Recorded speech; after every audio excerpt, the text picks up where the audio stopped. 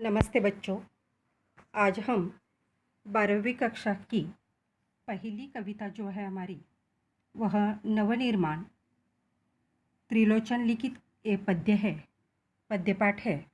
इस पद्यपाठ की जानकारी हम लेते हैं।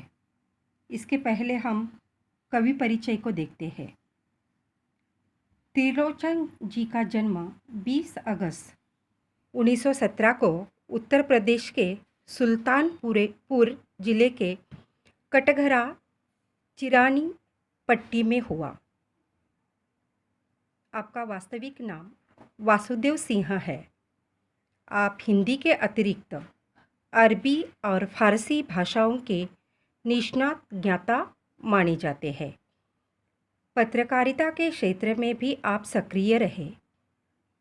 आपके काव्य क्षेत्र में प्रयोगधर्मिता का समर्थन किया और नवसृजन करने वालों के प्रेरणा स्रोत बने रहे। आपका साहित्य भारत के ग्राम समाज के उस वर्ग को संबोधित करता है जो वर्षों से दबा कुचला हुआ है। आपकी साहित्यिक भाषा लोक भाषा के अनुप्राणित है। सहज, सरल तथा मुहावरों से परिपूर्ण भाषा आपके साहित्य को लोकमानस तक पहुंचाकर जीवितता भी प्रदान करती है। आपका निधन 2007 में हुआ। आपकी प्रमुख कृतियाँ धरती, दिगंत, गुलाब और बुलबुल, उस जनपद का कवि हूँ, सबका अपना आकाश, यह आपका कविता संग्रह है। देशकाल, यह आपकी कहानी संग्रह। दैनंदिनी, यह आपकी डायरी है। आदि साहित्य आपका प्रसिद्ध है। विधा परिचय चतुष्पदी 4 चरणों वाला छंद होता है। यह चौपाई की तरह होता है। इसमें 4 चरण होते हैं। इसके प्रथम, द्वितीय और चतुर्थ चरण में तुकबंदी होती है। भाव और विचार की दृष्टि से प्रत्येक चतुष्पदी अपने आप में पूर्ण होती है। यह होगा विधा परिचय। आप पाठ परिचय देखते हैं। प्रस्तुत चतुष्पदियों में कवि का आशावाद दृष्टिगोचर होता है। वर्तमान समय में सामान्य मनुष्य के लिए संघर्ष करना अनिवार्य हो गया है। कवि मनुष्य को संघर्ष करने और अंधेरा दूर करने की प्रेरणा देते हैं।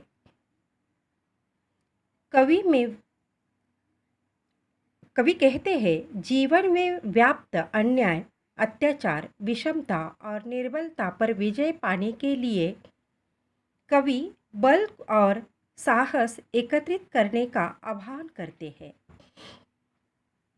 न्याय के लिए बल का प्रयोग करना समाज के उत्थान के लिए श्रेयस्कर होता है। इस सत्य से भी कवि अवगत कराते हैं। कवि का मानना है कि समाज में समानता, स्वतंत्रता तथा मानवता को स्थापित करना हमारे जीवन का उद्देश्य होना चाहिए। यह हो गया पाठ परिचय। अब हम इस चतुष्पदी में आए हुए शब्दार्थ जो है उस शब्दार्थ को पहले देखते हैं। योम यानी आकाश, सिद्धि यानी सफलता, सहचर यानी साथ चलने वाला मित्र हो या सहचर हो या साथी हो, मित यानी मित्र, दोस्त। इस प्रकार यह जो शब्द है, यह शब्द इस कविता में नए है। यह है त्रिलोचन जी की एक तस्वीर, हमारे किताब में भी है। अब हम कविता का भावार्थ जो है, भावार्थ समझा लेते हैं। एक एक जो स्टांजा या हम उसे चतुष्पदी कहते हैं, चतुष्पदी को पढ़ेंगे, बाद में उसका विवरण हम दे रहे हैं। ध्यान से सुनिए और आकलन करने की कोशिश करना। तुमने विश्वास दिया है मुझको, मन का उच्छ्वास दिया है मुझको, मैं इसे भूमि पर संभालूंगा। तुमने आकाश दिया है मुझको। यहाँ पर कवि कहते हैं, कुछ मनुष्य हमारे जीवन में हमें विश्वास यानी भरोसा देते हैं, साथ ही साथ उच्छ्वास यानी प्रोत्साहन, प्रेरणा भी देते हैं। यह हमारे लिए बहुत ही महत्वपूर्ण है। विश्वास तथा प्रेरणा पर मनुष्य बड़े बड़े काम कर डालते हैं, क्योंकि प्रेरणा मनुष्य को प्रेरित करती है जंग लड़ने के लिए, संघर्ष करने के लिए या अपने ध्येय को प्राप्त करने के लिए। इसलिए कवि कहते हैं कि तुमने मुझे जो विश्वास दिया है, प्रेरणा दी है, वह मेरे लिए बहुत ही महत्वपूर्ण है। इन्हें देखकर तुमने मुझे असीम संसार दे दिया है, यानी ये देकर तुमने मुझे असीम संसार दिया है, अमर्याद संसार दिया है, जहाँ पर मैं उड़ान ले सकूं। लेकिन आगे कवि कहते हैं, इस विश्वास तथा प्रेरणा को मैं इस तरह संभाल कर अपने पास रखूंगा कि मैं आकाश में न उड़ूं, मेरे पाँव हमेशा ज़मीन पर रहे। अर्थात मैं अपनी मर्यादा का पालन हमेशा करता रहूं। इसीलिए कवि ने इस पहले चतुष्पदी में विश्वास और प्रेरणा मनुष्य के जीवन में ऐसे दो स्रोत हैं जो किसी भी जंग को, किसी भी कठिनाइयों को सामना करने के लिए यह प्रेरक रहती है। दूसरी चतुष्पदी जो है, पहले हम उसे पढ़ेंगे, बाद में उसका विवरण हम देते हैं।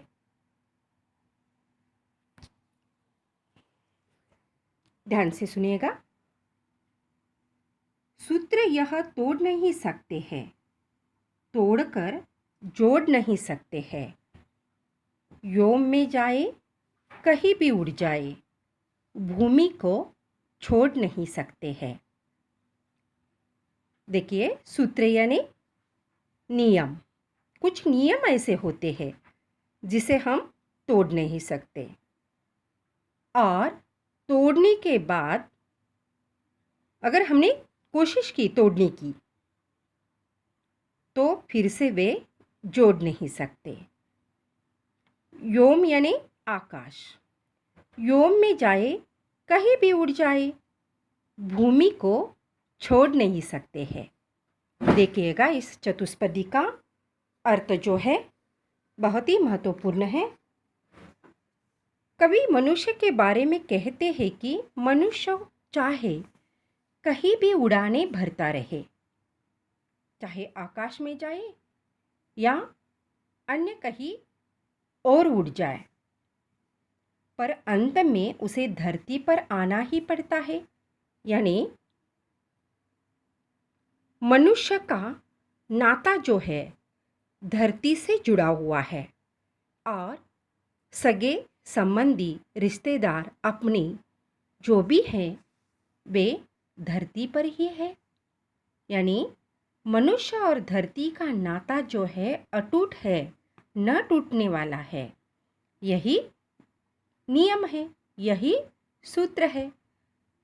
धरती पर ही अपने लोग होते हैं, और इस सूत्र यानी नियम को हमें तोड़ना नहीं। अगर हम तोड़ेंगे तो हम अपनों से दूर जाएंगे। इसलिए कवि कहते हैं, इस सूत्र को तो तोड़ना नहीं चाहिए। अगर हम उसे तोड़ें तो फिर से हम उसे जोड़ नहीं सकते। इस तरह सुंदर अर्थ इस चतुष्पदी में मिलता है। आगे की चतुष्पदी गौर से देखिएगा और अर्थ लगाने की कोशिश करना। हम पढ़ते हैं, पढ़ने के बाद उसका विवरण भी देते हैं। सत्य है राह में अंधेरा है, सत्य है राह में अंधेरा है, रोक देने के लिए घेरा है। काम भी और तुम करोगे क्या, बढ़ चलो सामने अंधेरा है। हम जीवन तो जीते हैं, जीवन जीते समय संघर्ष तो अटल है, कठिनाइयाँ आती है, अड़चनें आ जाती है, दिक्कतें आ जाती है, यानी यह अंधेरा के प्रतीक है। तो क्या इन संघर्षों को हटकर हमारा मार्ग बदल देना उचित है? बिल्कुल भी नहीं। इसीलिए कवि कहते हैं, मनुष्य को संघर्ष करने का आह्वान करते हुए कवि कहते हैं कि यह सत्य है कि राह में अंधेरा है। यानी तुमने जो मार्ग या कार्य चुना है उसे हासिल करते समय बहुत सारे संकट आ सकते हैं। तब भी आपको संघर्ष के मार्ग पर रुकना नहीं है, अंधेरे में भी आगे आगे जाना है, क्योंकि इसके अलावा और कोई चारा भी तो नहीं है। तात्पर्य यह है कि मार्ग में कितनी भी कठिनाइयाँ क्यों न आए, हमें आगे बढ़ना है। जब हम संघर्ष के बाद जो सफलता प्राप्त करेंगे वह प्रशस्त ही होगी, उसकी सराहना पूरा विश्व करेगा। इस तरह सुंदर अर्थ इस चतुष्पदी में दिखाई देता है। आगे की चतुष्पदी जो है उसे हम पहले पढ़ते हैं, फिर से उसका अर्थ या विवरण देते हैं। बल नहीं होता सताने के लिए, बल यानी शक्ति, बल नहीं होता सताने के लिए। सताना पीड़ा देना, त्रासदी देना। वह है पीड़ित को बचाने के लिए। बल मिला है तो बल बना, बल मिला है तो बल बनो सबके। उठ पड़ो न्याय दिलाने के लिए, उठ पड़ो न्याय दिलाने के लिए। देखिएगा, कवि कहते हैं इस चतुष्पदी में मनुष्य को अपना बल जो है, शक्ति जो है, व्यर्थ कार्यों के लिए गंवानी नहीं चाहिए। उसका प्रयोग सार्थक कार्यों के लिए होना चाहिए। कवि कहते हैं कि बल किसी असहाय पीड़ित व्यक्ति को सताने के लिए नहीं होता, बल्कि वह किसी असहाय या पीड़ित व्यक्ति की रक्षा करने के लिए होता है। समाज में कुछ बलवान व्यक्तियाँ होती है, उसको संबोधित करते हुए कवि कहते हैं कि तुम्हें जो शक्ति का वरदान मिला है वह शक्ति, वह बल का उपयोग कमज़ोर व्यक्ति के लिए इस्तेमाल करो। कमज़ोर लोगों के लिए बल बनकर उसको न्याय दिलाने के लिए लगे रहो, या न्याय दिलाने के काम में लग जाओ, तभी तुम्हारा बल सार्थक होगा। ऐसा बलवान व्यक्ति के लिए कवि ने इस चतुष्पदी के माध्यम से कहा है।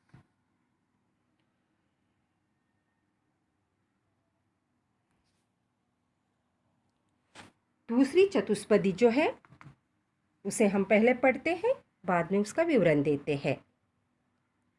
जिनको मंजिल का पता रहता है, जिनको मंजिल का पता रहता है, पथ के संकट को वही सहता है।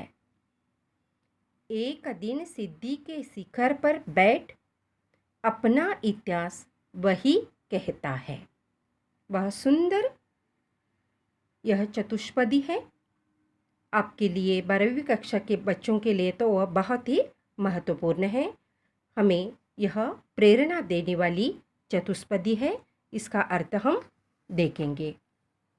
कवि कहते हैं, जिस व्यक्ति को अपनी मंजिल का पता रहता है वह मार्ग पर आने वाले संकट, संघर्ष, कठिनाइयाँ सहजता से सहता है और एक दिन सिद्धि के शिखर पर बैठ जाता है। सिद्धि यानी सफलता। कौन सी भी सफलता आसानी से नहीं मिलती। सफलता प्राप्त करने के लिए हमें संकटों का सामना करना पड़ता है, संघर्षों को जूझना पड़ता है, कठिनाइयों से मार्ग निकलना पड़ता है।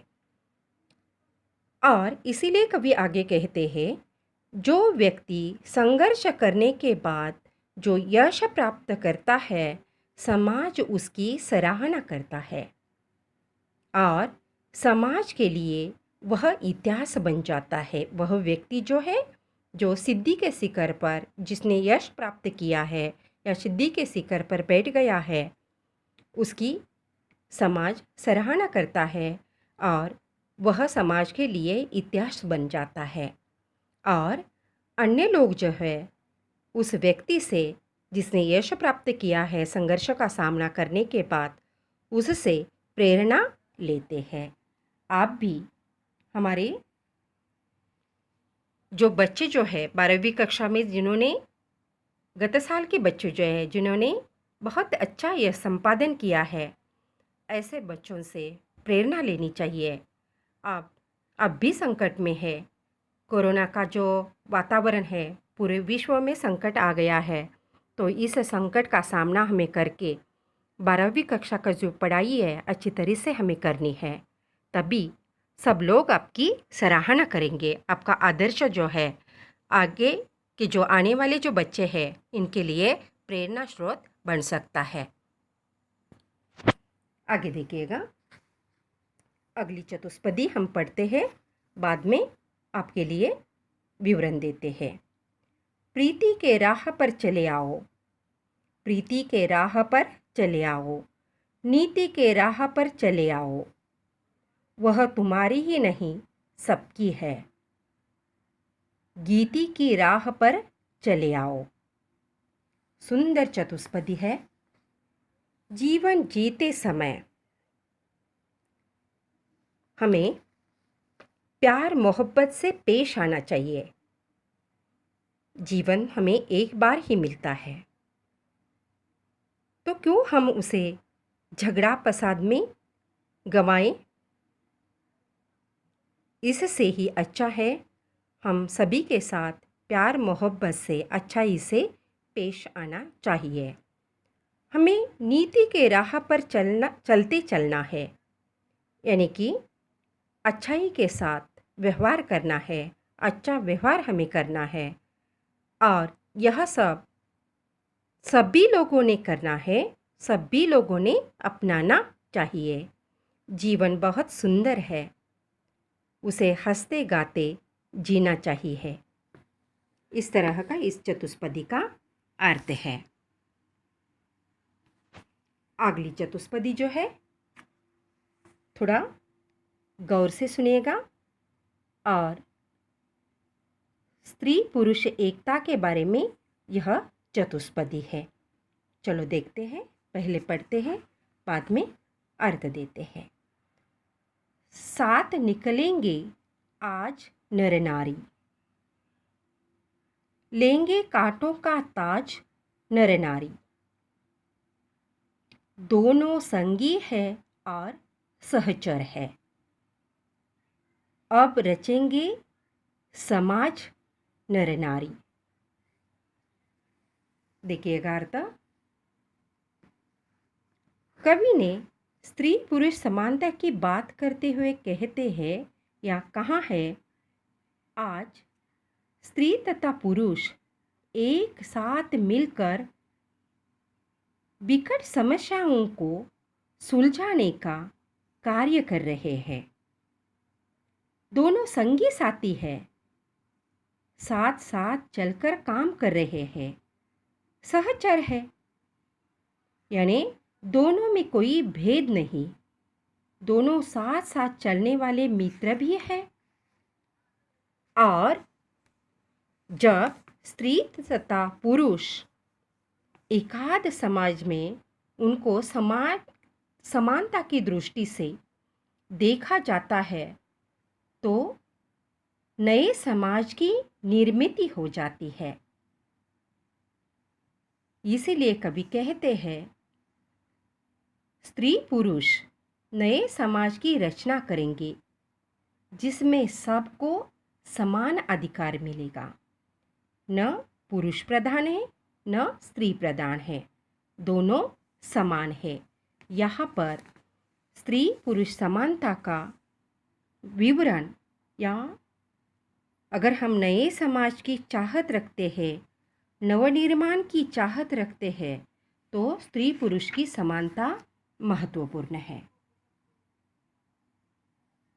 और अंतिम चतुष्पदी है, थोड़ी सी कठिनाई महसूस होगी, लेकिन अगर हम अच्छाई से देखेंगे, उसको आकलन करेंगे, बार बार उसकी आवृत्ति करेंगे, तो आपको समझ में आ सकेगी।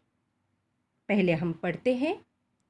वर्तमान बोला अतीत अच्छा था,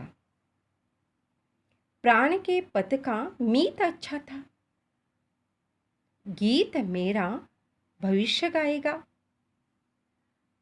यो अतीत का भी गीत अच्छा था।